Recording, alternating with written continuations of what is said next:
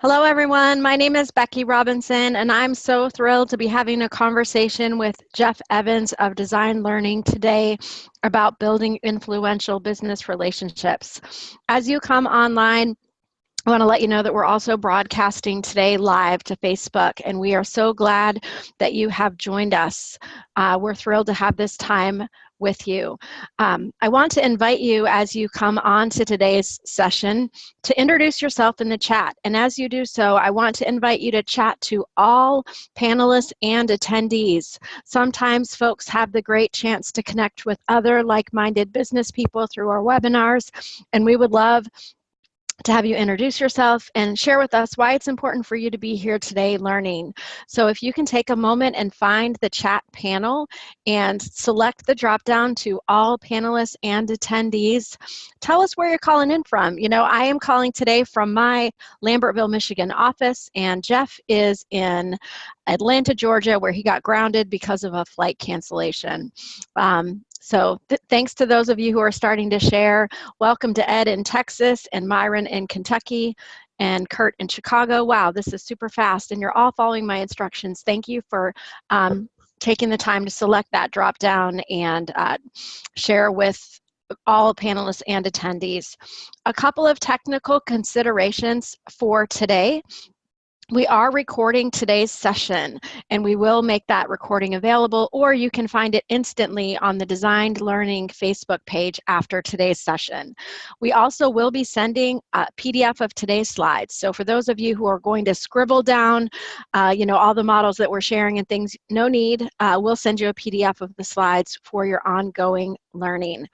Also, if you happen to be a social media enthusiast and you want to live tweet any of your learning today, I would invite you to use the hashtag Flawless Consulting as you share your thoughts on Twitter today.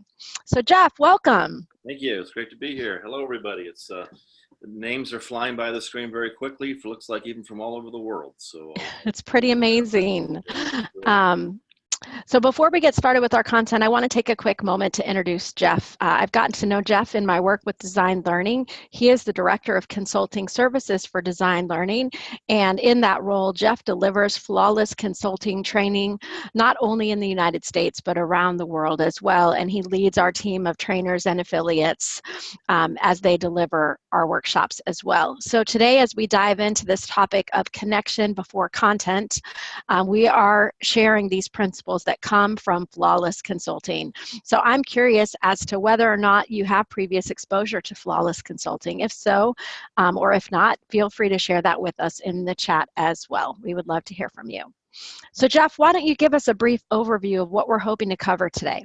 Absolutely. Thanks, Becky, and welcome again to everybody. So I've been delving and working with Peter's material for many years now. I guess it's a couple decades, even as I continue to not just be better as a consultant, but also just better in building relationships. And that's what this is really about, whether it's building business relationships, personal relationships as it goes forward. It really is the key and kind of the glue that kind of keeps things rolling. So with that, we're going to be talking a little bit about a key thing that many of our people that come to us and that are in our workshops ask, how do we build trust? Trust is a big thing that we want to have. Our world is moving so fast these days. We get into meetings, we barely have time to sit down, and we're moving to task.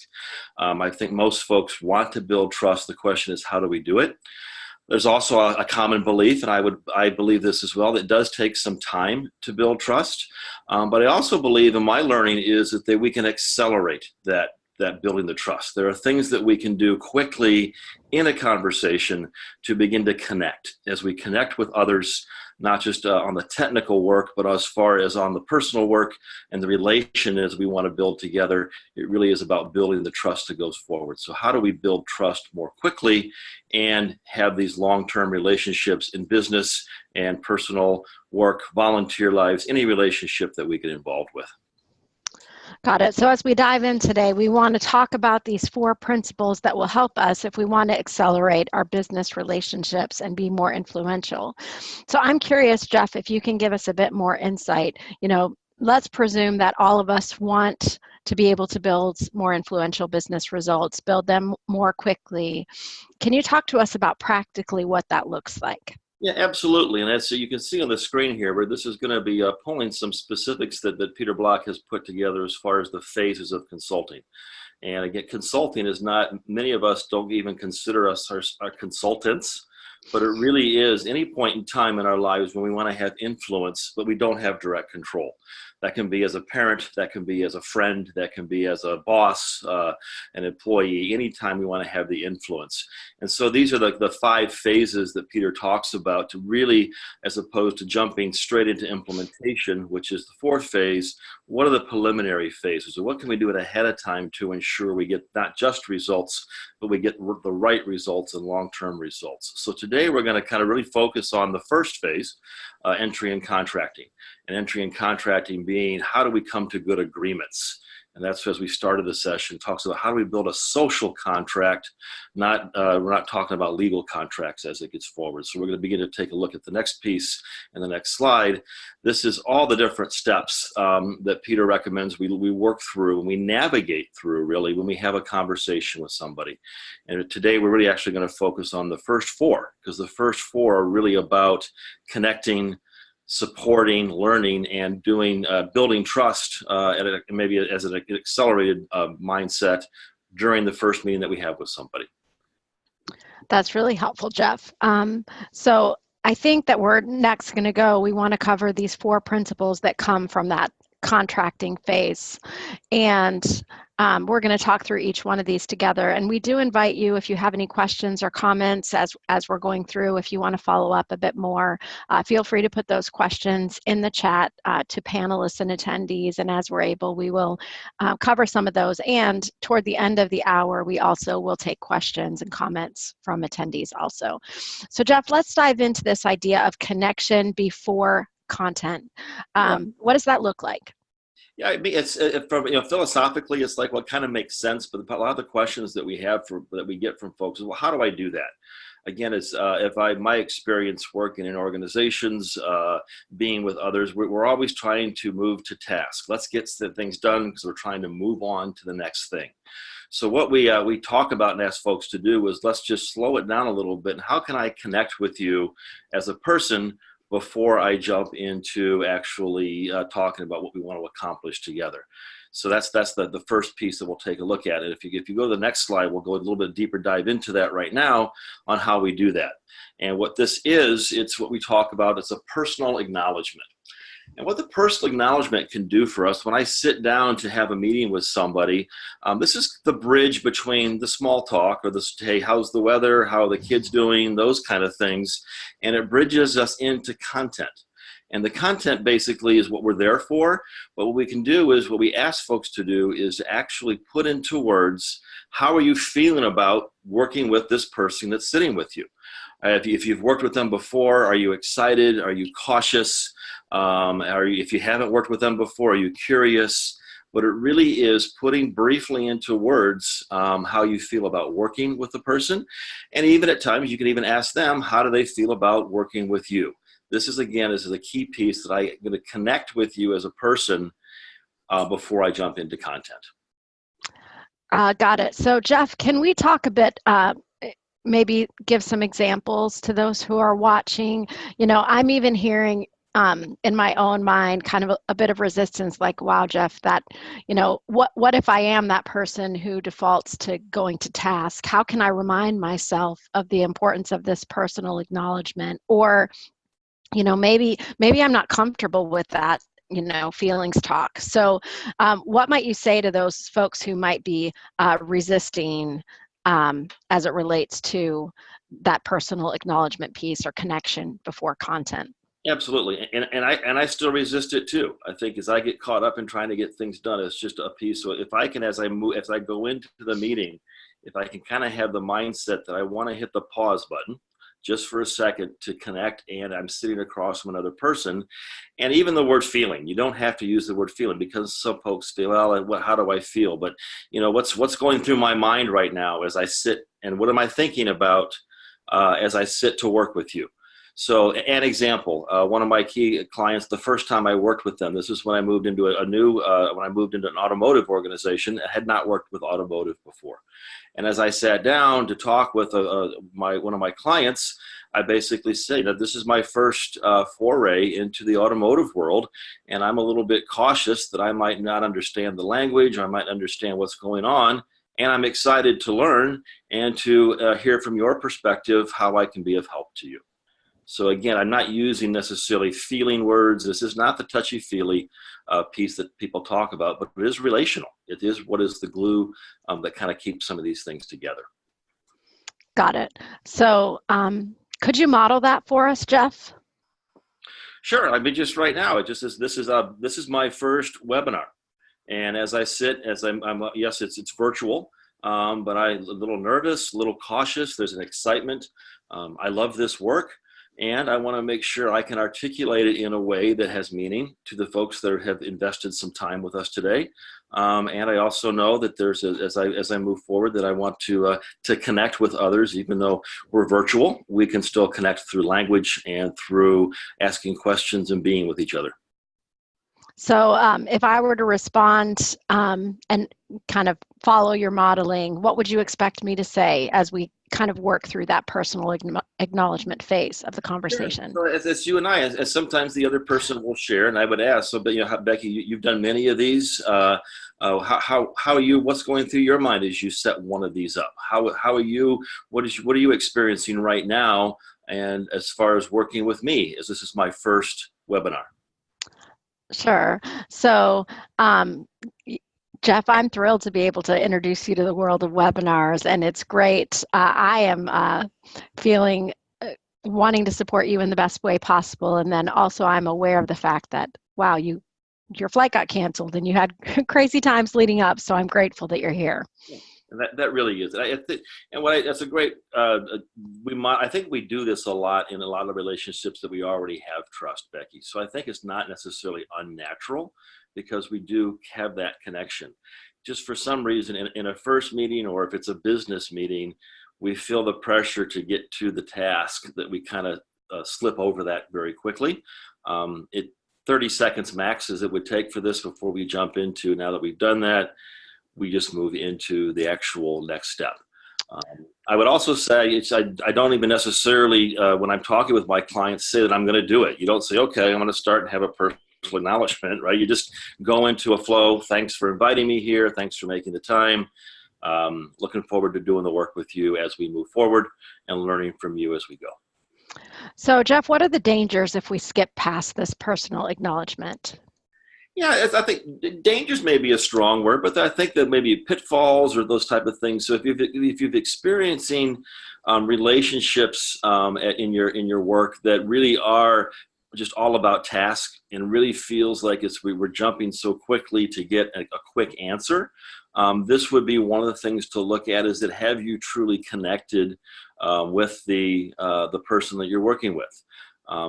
This personal acknowledgement is not one and done. You can do it many times, either throughout the conversation, the next conversation that we have, even when I'm creating an email. I try to make sure that before if somebody's asking me a question, before I just give them an answer, I try to say, hey, I hope your day's going well today. Thinking of you. How's those just pieces to connect. I think we as human beings are naturally want to connect. But we get caught up many times with the need to push for quick results that we forget about doing that. So I have a question that just came in, Jeff, that's relevant to this before we move on to the next section. Myron is wondering how, if the other person isn't responding to the personal acknowledgement, how do you know if there's a connection? Great question. Yeah, I think it's sometimes you don't, and there's going to be times with certain folks, as Becky, you indicated, some of the other folks aren't necessarily comfortable with. They're very used to, I sit down and we get right to task. But what I have found over time as I continue to do this, which really kind of slows the process down a little bit, they began to reflect, or they began to, okay, yeah, let's move on. This is not the point where I'm going to share my personal acknowledgement. Now it's your turn. I wait for you to share. You might and you might not. But it really is me taking the initiative, the assertive behavior that we talk about in our workshops as well, to actually state it and to make that connection as it goes forward. Great. Well, let's talk about the second step, or, the second principle. Communicate an understanding of the problem. What does that look like, practically speaking? So we've Yeah, done the personal acknowledgement, and then we move to this principle that we're calling understanding before agreement. absolutely. And I think this has been a premise, I know, for me for many years. My background's engineering, and it's always a big thing. Let's make sure we understand the scenario before we jump in to solve or jump in to agree, which is what this is really built on.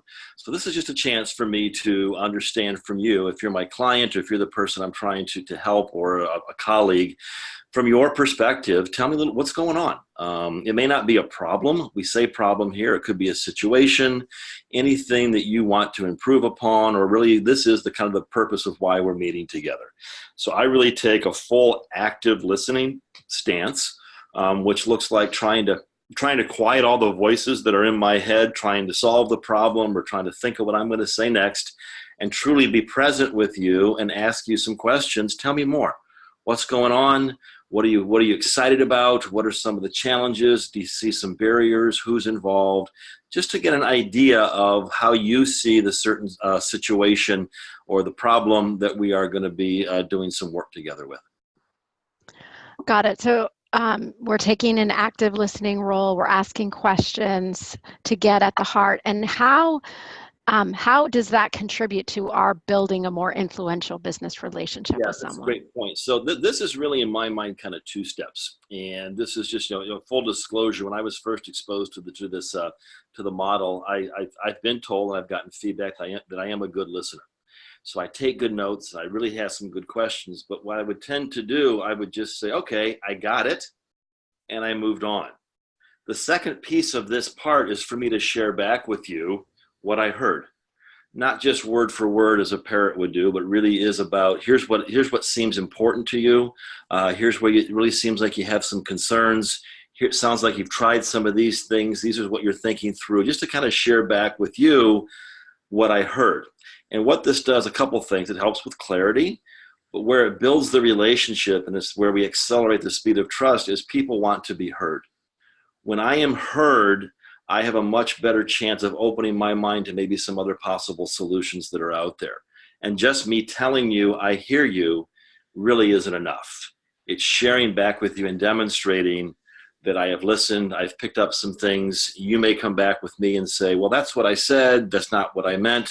So this also helps for clarity. And it builds this, the support that the person understands that I am there, really trying to understand what it's like to be in your situation. So then I can actually move forward and see how if there's a way that I can be useful in working with you.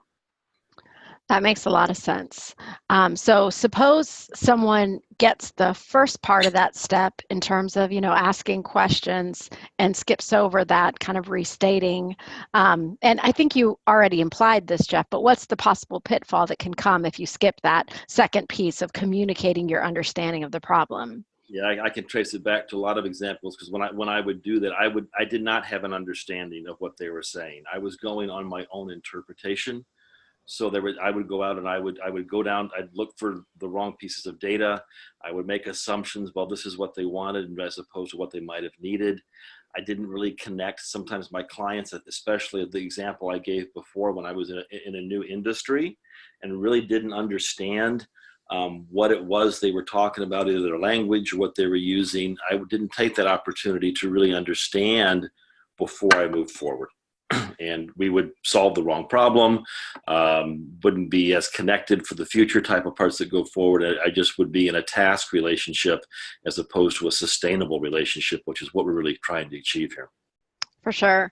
So going back to our first principle, I'm trying to get a big picture view of the conversation. So we start with that connection before content, and we do the personal acknowledgement. We move from there to understanding before agreement, where we're going to make sure that it's clear what the person's problem or challenge is that we're looking to work on together. Let's go to the next step, which is equal sharing of wants. So tell me what that means, Jeff. Yeah, just interesting is that this is another part is that a lot of times I can be tempted to actually start giving advice once I understand the problem. So as soon as I hear from you, Okay, I understand that. I share back with you. Then I start going through, okay, well, here's what you should do, and here's what you should do. And that in itself is making a fairly large assumption that this person even wants advice. There's a time when they just want to talk through things. So the critical piece here is, again, before we jump into looking at more data, trying to solve things, that I really understand what is it that you want from me that would be useful. So I specifically ask you, as the person I'm working with, based on this, our common understanding now of the situation, what do you want from me that would be helpful or that would be useful? And I would ask those questions in a way to kind of pull out some of the things that you'd be talking about. The next step will go into what are these things that we might want, but it's the active piece that I ask. And this one as well has a very critical second step. In order to build the trust, I need to be confident and assertive enough to ask you that there's some things that I want from you. Even if potentially I'm in a boss-employee relationship or the person I work with may have position, power, and authority, I legitimately have some wants in order for me to do my best work of what I want from you as we move forward. So this really becomes a back and forth dialogue and negotiation to say, here's what I want. Well, I can give you that. What do you want? So this is where the agreement comes. This is the point where we agree upon what's going to happen next as we move forward. So it's just that active step of making sure it's an equally shared wants, not one-sided. If it's too one-sided, I'm probably going to be moving a little bit away from the trust and more into one person doing the work or doing something and not the other. So we want an equally shared partnership, collaboration, other words which really would build the trust as well. So Jeff, could we talk about some potential examples here? So for those who might be internal consultants in their organization, what might be some wants that the consultant would have? I'm listening to you and wondering, like, well, as a consultant, what do I want, right? So talk to me a little bit about the different wants that people might be able to express at this point in a conversation. Yeah, absolutely. It's the first step would be is that do I have the confidence to even ask for what I want? Many internal consultants, myself included, would go along and say, well, this is where we're all about customer service. So I'm just going to, whatever the client wants, whatever the customer wants, we deliver.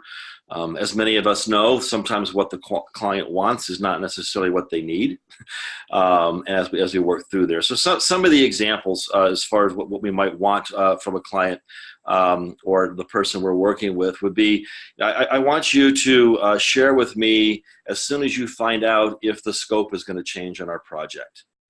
I want you to let me know when things are going well. I also want you to give me some feedback when things aren't going so well. One of the key things is that it kind of ties into this work as well is that many of my clients, many of the people I work with are pushing for quick solutions. So one of the key things I ask them is I want them to be open to alternative solutions that we may not have thought of yet.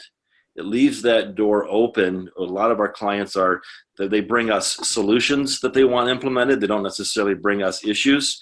So that would be another key one that I would ask for to make sure that I can be open to explore with them what's going to happen, to be open to maybe some solutions that neither one of us have thought of at this point. Got it. So how about on the other side? How about for the client? What might be some of the wants that the client has? It's interesting. In the years of this work, the clients are either really clear about what they want or they have no idea what they want. It's an interesting mix. Again, a lot of times the clients, that they want a quick fix. They want something that is painful to them or the organization right now to go away. They want to implement a process, those things. So they really focus a lot on the technical, the task-oriented pieces that are happening. They'll put a timeline together. They want me to meet with them so many times. And most of the time what I find, and we're going to get into this into the next topic, they really focus what I would say on the project management task side wants. A lot of my clients don't necessarily move into another realm, which we'll talk about here in a few minutes, about how are we going to work together. So sometimes I need to draw that out as I work with the person going forward. So I do have a comment in the chat, Jeff. that having confidence as it relates to stating wants is one thing, but when it's a sensing conversation and nothing has been landed, it can feel off-putting to articulate your wants. So do you have any recommendations for how to overcome that, to not turn someone off by stating your wants? Yeah, absolutely. I think one of the key pieces, and before you go into the meeting, a key part is to actually prepare by jotting down, given what you know about what's going to happen in this meeting, what do you want? Be specific about it. This is not coming in as a demand, so it's not about I have to have. It really is in the context, in order for me to be helpful to you, there's some things I'm going to want to do my best work. So sometimes it feels like it's a demand. Well, okay, here's what you wanted. Now I'm going to lay these on the table. Not at all. And I think what you'll also notice, what I notice, is tone has a lot to do with it. So if I really come out with my tone and say, I want you to do this, as opposed to more of an assertive, hey, in order to do my best work, there's some things I want from you. I want you to let me know when the scope changes so I can make adjustments in my schedule. Mm-hmm. That helps. Okay, so let's move to this fourth principle of building influential relationships, the balancing the relationship and project requirements.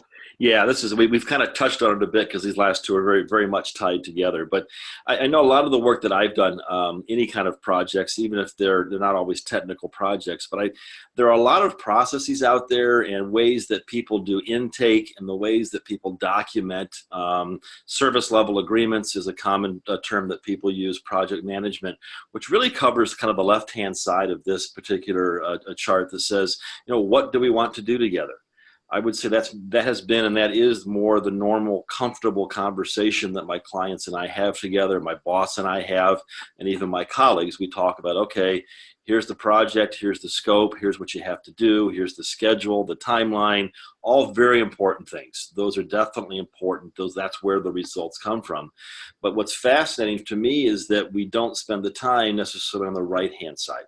And the right-hand side really talks about how do we want to work together. And a quick story, when I was in a very technical organization with engineers and scientists and things, and I was beginning to work with them to help them to get better results, I would ask them as they think about projects, what are some of the things that got in the way in the past that made you get results that were not optimal? Almost all of the time, they would share things like, we didn't communicate well, we had a different scope, our goals weren't clear, we didn't understand as things were going forward, we started arguing about things. Most of the things that get in the way of doing good work are on the right-hand side. Rarely was it that the computer program was wrong or that process, those things. It really is more on that side of it. So I think we know and we experience working with people that those are important, but for some reason it's not it's not the right thing to do, or it doesn't feel right. It's kind of countercultural to say, let's talk about how we're going to work together on these particular pieces. Sure. So Ed has an interesting comment here that he has begun to use the term access level agreement rather than service level, which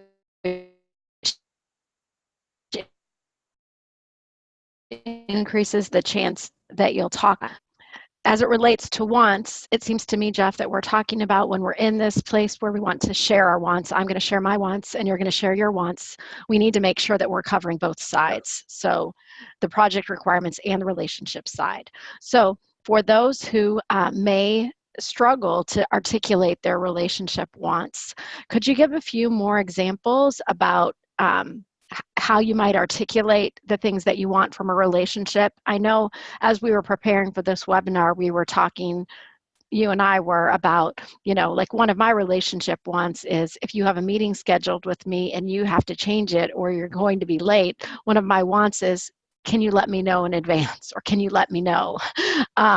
So what other examples might you have for kind of the relationship wants? Yeah, there's one that kind of sticks with me because I think I've been burned with it in the past a little bit, would be when I'm working with somebody, I ask them if you have any issues or concerns about the work that I'm doing with you, come to me before you go to my boss so we can talk through it. Another one that's kind of one of my go-tos is I want to come back and renegotiate this agreement as things change. We know things are going to change. So this isn't just one conversation that's going to stick. It's going to be coming back and be very fluid, and being that flexibility for me also opens up the trust that we know up ahead of time that those things are going forward. Another specific thing that I really want for them, it kind of is under the category of support. We all want support from people. So as I talk about that, my question to myself is, okay, Jeff, what would support look like? What would the client or what would the person be doing if they supported you? So one of my specifics about that is I ask my clients to introduce me to their teams and be an advocate for this project or this situation with their colleagues to talk about that we're working together and what they hope to gain with other people, not just with me.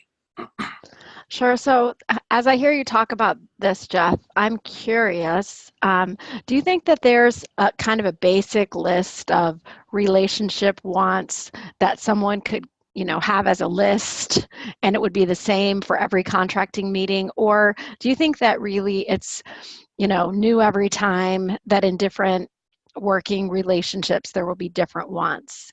That's a great question. I would say, it's the favorite two consulting words are "it depends," right? But yes to everything you've said. I think for my side, what I would want people to do is to make them personal and make sure that they are things that you want. So I wouldn't just want to take them from a list because Jeff wanted them or Becky wanted them. But there are some core ones, I think, as we really think about it. And when I work with somebody, there are some ways I like to work. As you said, a quick return about emails, and there's those pieces. I just kind of lay some of those things out as it goes forward. And some of the ones I have already shared are the ones that I ask almost all of my clients. I really want to be able to come back and renegotiate this agreement. I want you to be open to different solutions we haven't thought of yet. I want you to share our work with other people. And if you have some concerns, please come to me before you go to others so we can work through them. So those are our core. And I would say we can, as we put together these lists, as folks go to our workshops, they collect their own lists.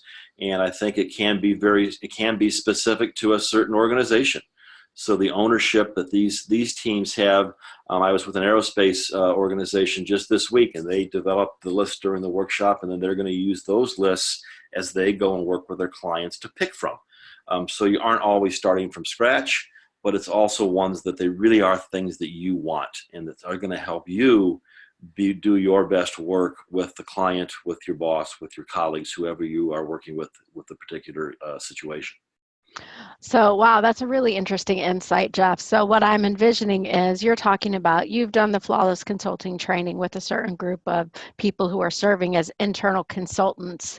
And once they practice those skills, it's really their job almost to educate the others in their organization. Hey, here's some principles we want to follow now as we're agreeing together how we're going to work together.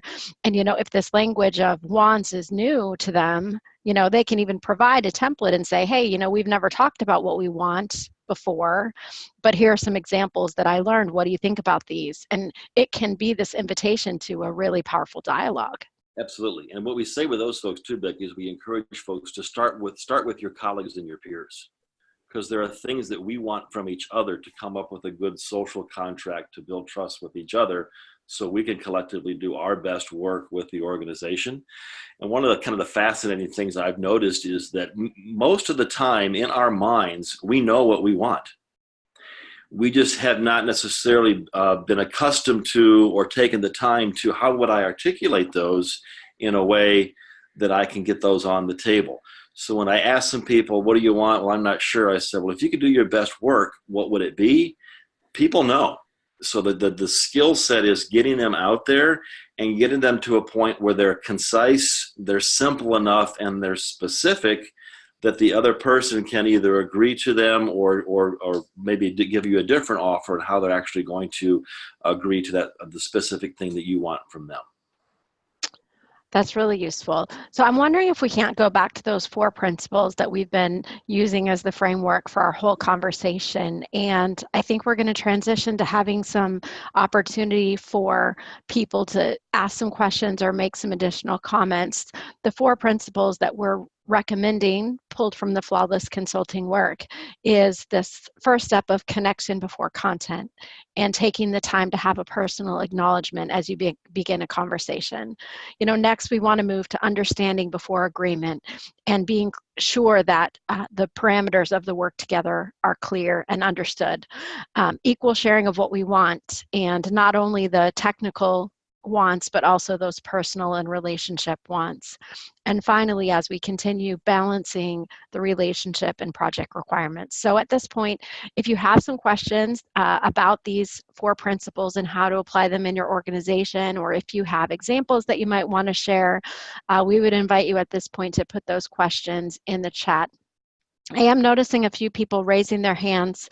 I don't plan on bringing folks onto the webinar by voice or camera to ask questions today.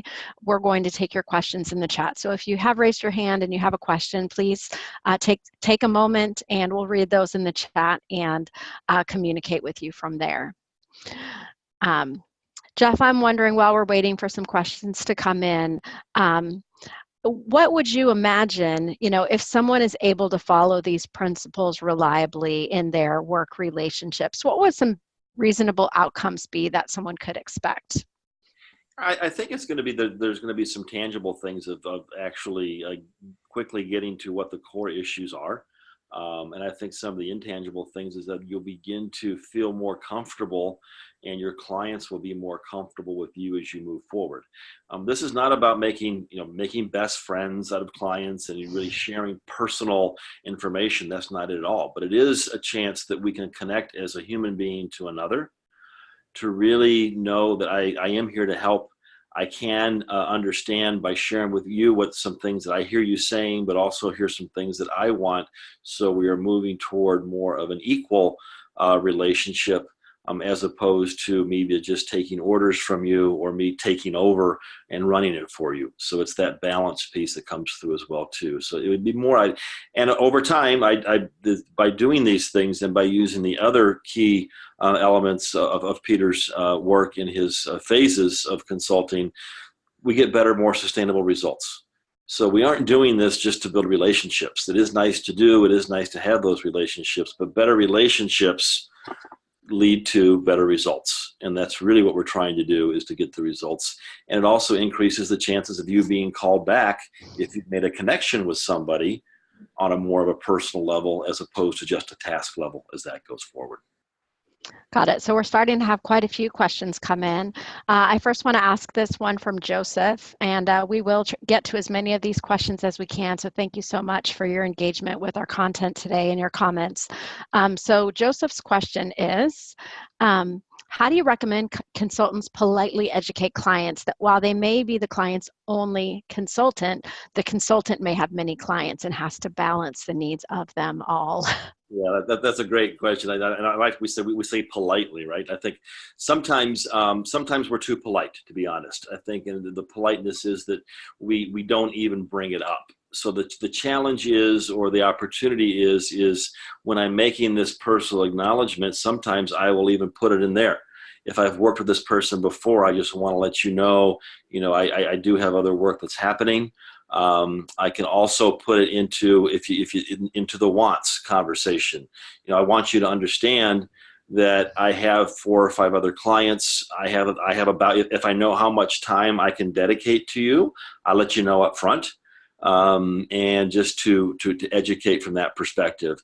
Even when I do that well, my clients still make the assumption as I go through the project that I'm I'm their full-time consultant. So sometimes it's a reminder. But the key thing with that, Joseph, is address it up front and try to lay it in a way of I am here to help, and there's other things going on. So I'm going to work to manage my commitments so I don't overcommit to you and underdeliver. And I'm going to do whatever I can to help you achieve the goals that you're trying to accomplish in your project or in your situation. That's helpful, thank you. And for those of you who are asking questions in the chat, if you have any follow-up, you can feel free to put that there as well. So Jeff, we mentioned at the top of the hour that you've not only delivered the Flawless Consulting training in the US, but also around the world. This next question is related to potentially cultural differences. So how do these 4 relationship principles that we've been discussing today apply in a Eurasian culture where, personal sharing isn't normal and you don't question an authority? Yeah, that's a great question. I think that not only comes up in cultures around the world, it comes up in cultures here in the States as well too. So we do have colleagues around the world that are native to these other cultures, and what they have found is that they'll set the steps up maybe a little bit differently, but the key outputs for each one of these are the same. So the language tends to change. So as we talked about earlier in the first piece about personal acknowledgement, I think my example was, I would say, how do I feel about doing those? That's not comfortable language to a lot of folks. So it really is, if you can say, put into words what you're experiencing, and just ask the questions that way and be patient. And what we're talking about, as far as if people are used to responding to authority, I think that there's a lot of times where when I've responded to authority in a respectful yet assertive manner, I actually am more respected for doing it that way. Now, there's going to be different cultures. It maybe takes more time to do those, but we have many of our colleagues that have delivered this work in Europe, in Asia.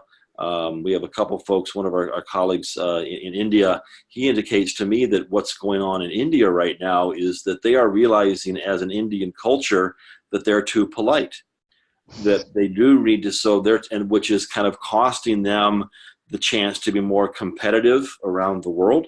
So they're beginning to look at how can they use some of these skills, not to overtake and not to change and to be disrespectful, but how can we be assertive, if you will, in our language and still not be so countercultural that they throw us out of their office or we don't do work together. So this is where it's much more of an art than a science. You have to take a little bit and have your intent be to move toward this and be open to the other different cultural, the language of different cultures may dictate a little bit different response. Sure, that's helpful, Jeff. So here's a comment from someone mentioning that she's troubled by when organizations, lead people show disrespect to the consultant by not giving the needed information and texting others when they're in a meeting. So obviously, if we want to build influential relationships, we need to show that basic human level respect of giving our attention in a meeting. Yeah, absolutely. So here's a question from Paige. She's wondering if sharing of wants needs to typically take place during the first meeting, or if it's okay to wait until second or third meeting before discussing wants in case the scope of the work together is not clear. Yeah, absolutely. There are going to be times, depending on the situation, the project, where it's going to be a series of meetings.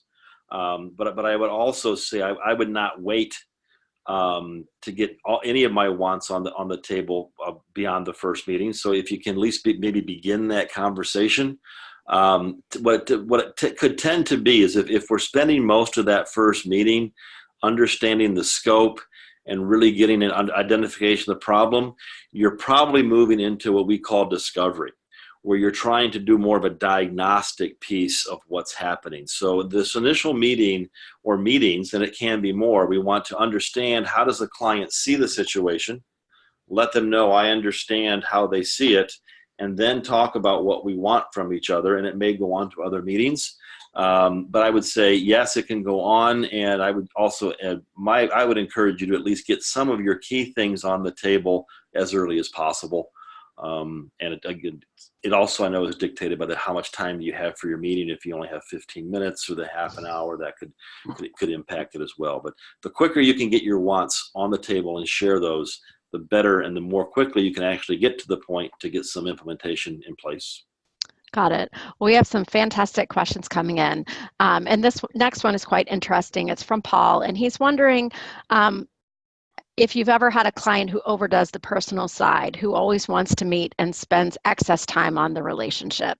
So one of the principles is, to balance the relationship and the project requirements. So what do you do when it swings way too far on the relationship side? Reminds me of the old adage of any strength overused is a weakness. So any imbalance in that is not good. So I would say, yes, there are times when the clients want a lot more of my time to sit and do those things, more of the personal, the pieces that also we don't have the chance or time today to talk about, but this really gets into a key part of this process about resistance.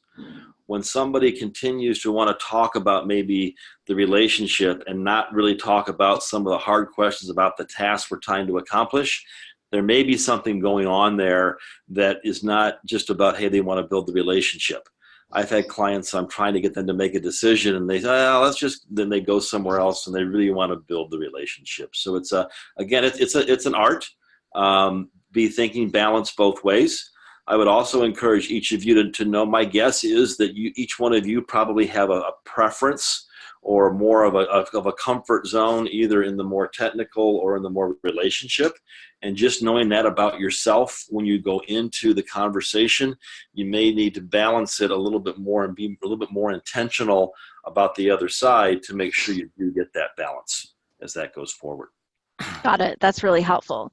So, Jeff, what if the consulting relationship didn't start with these 4 principles in mind? What would you recommend to someone who wants to get back on track or who wants to be able to do some damage control? The damage control, love that kind of too. So yeah, what I love about these pieces is just, yes, ideally this is, life happens linearly. I have these in front of me. The first time I sat together, we kind of walked through these. Life never happens linearly. We find ourselves in the middle of things, and that's how I would just encourage you to think of these things as beginning of a conversation, not necessarily the beginning of a project. So as I have a relationship with you and we're doing some things together, the next time I meet with you, or I actually set up a meeting that says, hey, we've been at this project for a while. I just wanted to let you know this really is working for me, or I have some concerns. So you do the personal acknowledgement at that point in the middle of the project. You can ask, hey, can I get about the first 10 minutes of our next meeting together? I'd like to just talk about with you, how are things going? Are you getting what you want from me? Are there any adjustments that we need to make in how we're working together? So begin to kind of what we would call a recontract, but even in the middle of a relationship project, we can interject some of these things to move it forward. Great, thanks. Greg is looking for any other tips on the art of making small talk before getting down to business. And he notes that he tries to establish a high-level meeting focus in advance of the meeting and then also ask the other person to share their aspiration for that area. Yeah, it's I think it's the even the word small talk. I think we just maybe can explore for ourselves what's the purpose of the small talk. It breaks the ice. If it really is somebody that's brand new that we haven't worked with, how do we talk about a few things from there? I've done things that if I know the person, I know they're just coming from another meeting, I just kind of check in to say, how's your day going? Are you okay? Is this still a good time? I'll ask some folks before we get going. As I was an internal consultant, most of my clients and myself were going from meeting to meeting. So they were still decompressing from the last conversation they had. So just giving them a bridge to say, hey, you're doing okay. You need a little bit of a break to move forward. And then moving into what you talked about as far as our purpose today, what we're trying to accomplish. And I really appreciate you taking the time in your busy schedule to make this happen. It's important to me, and it shows that it's important to you. Again, I think it comes out conversationally if we're intentional about it. Sure, that's useful. Back to the topic of wants, I think we have a few Flawless Consulting certified trainers on the call, including John Kelly. And John, thanks for contributing your thoughts. He's mentioning that he always has at least 2 wants conversations, one at the beginning and then at least one more after making a decision to implement a solution. So thanks for that tip, John, on the wants conversations. From Margaret, we have this question. She's new to consulting and building her skills through trial and error. Where is the most important place for her to focus? Well, if I had that answer, I wouldn't be out doing other things. But it's for me, personally, for me, it really is. I try to really focus in what is my intent. What is my intent either for the relationship? What's my even intent for the meeting? And to get clear about that, and also to get clear about that it's as much as me and my intent as hearing from the other what their intent is, or this is kind of translates into what do we want from each other. So a key piece to start, I would say, would be get very clear about what is it that you want from your clients so you can do your best work. From there, another one of the key principles that Peter talks about is being authentic. And authentic really is being direct and put into words what you're experiencing. An example of that is the personal acknowledgement. And the other piece I would say is that with the authenticity, it's also being compassionate. The compassionate piece really is to understanding that the person we're working with is not trying to make my life miserable.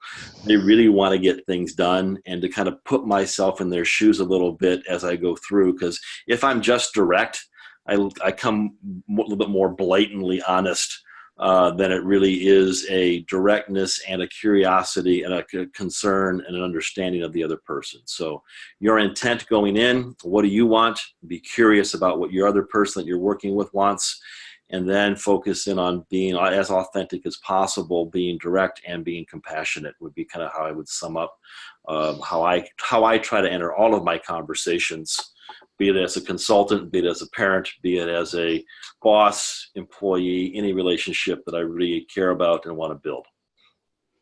Thanks, Jeff. So Cindy, thank you for your persistence with this question. And this may require some follow-up after the webinar. But Cindy said in her organization, there are several hundred services consultants, and she's curious about the best approach to get hundreds of people trained, without sending hundreds of people to the flawless consulting training. So Jeff, if you have a response there, you can share it. And if not, Cindy, there may be some follow-up after the call that we can send you. Yeah, definitely some follow-up, but I would say get curious about some of Peter's models that they're out there. Take a look at them, see how some of those are landing. A key part of this is it's the good thing and the bad thing I think about this work is the concepts themselves are not hard to understand. These are not complex pieces, and I think a lot of times people look at them on a book or we kind of go through them. The challenge is actually implementing. The challenge is practicing when I'm in the heat of the moment of having a conversation, when I'm trying to be useful, I'm trying to get things done. Some reason my brain kicks into a different gear, and if I'm not careful, I can move away from being specific, asking for what I want. I get very task oriented as opposed to the pieces. So just start looking at some of the things. There's quite a few things on our website, a lot of things that are written out there. Get in touch with some folks that have done it before and have some conversations and begin to look at what are some ways you could begin to practice utilizing these skills in your day-to-day work. Thanks, Jeff. And Cindy, we will follow up with you. She's commenting that actually learning how to apply the principles is the uphill climb for consultants. A couple of comments also that have come in. Jeff, who's another of our trainers who's on the webinar today, had some thoughts for Margaret. And he mentioned that in regards to her question, it's key to get to know yourself well enough so that you don't get hooked negatively by the client's behavior. And he's saying that he learned that at Pepperdine, and its emphasis on self as an instrument. So, learn to know yourself well enough that you can avoid getting negatively hooked in by your clients. Another comment that came in, another approach from another trainer on the call, Ed is saying that one of the good openings that he has as it relates to personal acknowledgement is based on Peter Block's concept of consulting roles. So asking the question, which of the following best describes the type of relationship you're looking for? A pair of hands, an expert, or a collaborator? Jeff, do you want to give a bit more detail about those three roles and why it's helpful to clarify what type of relationship someone might be looking for? Yeah, I think as we begin to describe them, I think they come with our clients and ourselves. So the pair of hands role is basically I'm the order taker, where my client comes to me or I come to my client and they already have the solution in mind. They say, okay, Jeff, I want you to do this training. I want you to do it on this date. I want you to have these many people there. And they've done all of the legwork, diagnostics, and they want me to implement the solution. Sometimes people call this role, do you want fries with that? Right? It's just taking orders. It can be helpful and appropriate at times, but it is not necessarily fulfilling for the consultant. And a lot of times it doesn't get the results that the client wants because they're not utilizing my expertise. that might help them even look at some different solutions. The other role is the role of the expert, which I can get hooked in because being an expert, I like. It feeds my ego. It's all about, I've spent my life preparing to be an expert, whether it be through formal training in school or the experiences that I've had. And that really comes in that I hear the client for a little bit and I say, okay, Becky, as my client, I've seen this before. I'll go and take care of it for you. I'll get it fixed. And I'll let you know when I'm done. So the client pretty much gives the diagnostic and the implementation over to me. And the downsides of that is that I'm not utilizing the expertise that my client has about their organization. My client's not learning, and many times in that role, the sustainability isn't there because I've put a solution in based on something that I really haven't looked at with this particular case of what's happening. And the collaborator is more of an equal role. And the way I like to describe that one is it's the best use of our collective expertise. Certain times of the project, I'm going to be doing more work as the consultant. Other times of the project, you're going to be doing more work as the client, but we're continually talking about how can we best use our collective expertise to get solutions that stick, to get sustainable things. We'll build our own relationships and we'll have a chance to do more and more work together because we are using our expertise to the biggest advantage for the organization. That's really helpful. And we did have a comment in the chat related to, the danger of the order taking or the pair of hands role is that the consultant's ability to find the root cause of the problem that the client might be blind to is something that's missed with that pair of hands approach. So we are just about to the end of the hour today, but I do want to share with all of you a few ways that you can stay connected with designed learning. So if as a result of today's session, you're interested in finding out more about bringing Flawless Consulting into your organization, we would love for you to take action and reach out to Pat Smith, who's the CEO of Designed Learning.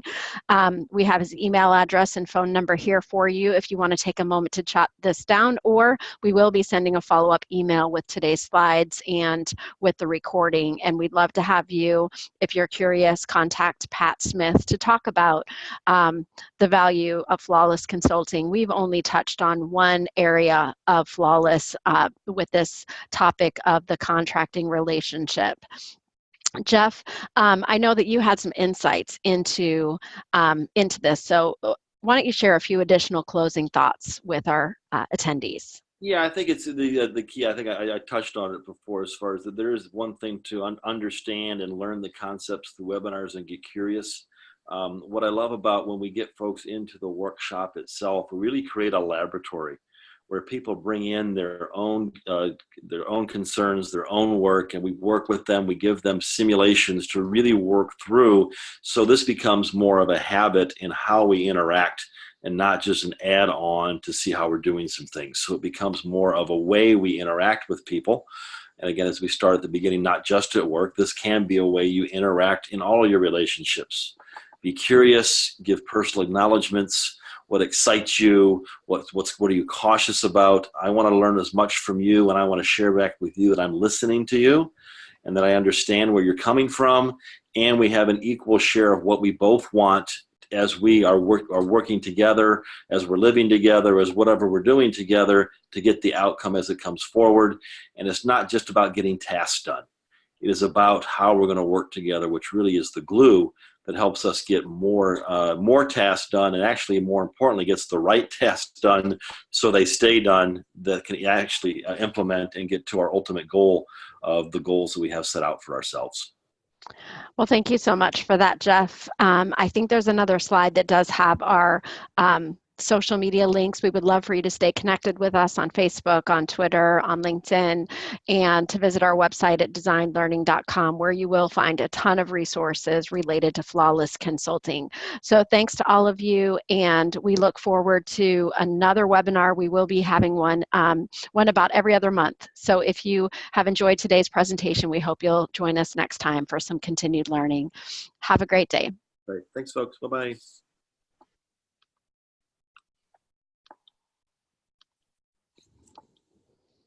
I'm having trouble figuring out how to end this webinar. So thanks if you're still hanging around. Take care, everyone. Bye-bye.